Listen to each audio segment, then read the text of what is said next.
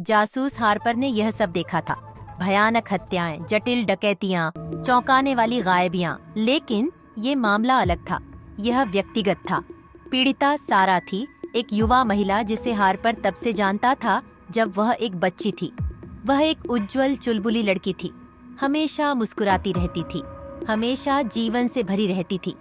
अब वह बिना किसी निशान के चली गई थी। आखिरी बार किसी ने उसे एक धूप भरी दोपहर में अपने अपार्टमेंट से निकलकर स्थानीय पार्क की ओर जाते हुए देखा था। संघर्ष के कोई निशान नहीं थे, कोई गवाह नहीं था, कोई सुरक्षा कैमरे का फुटेज नहीं था। ऐसा लगा मानो वह हवा में गायब हो गई हो।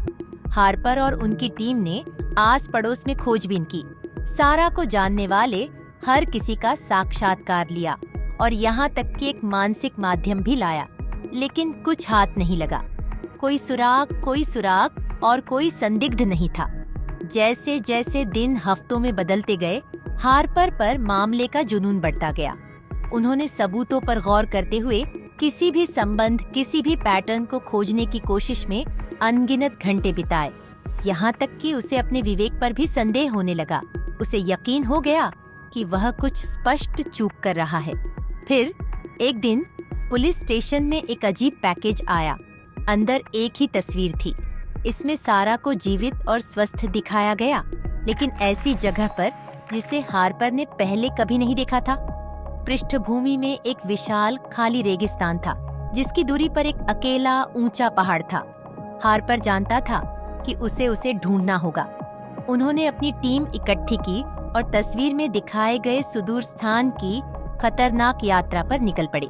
यात्रा लंबी और कठिन थी, लेकिन हार्पर दृढ़ निश्चयी थे। वह जानता था कि सारा का जीवन इस पर निर्भर है।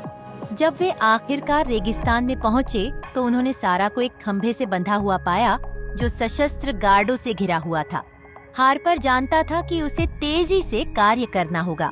उन्होंने और उनकी टीम ने गार्डों के साथ भीषण युद्ध किया और अंततः उन पर काबू पा लिया।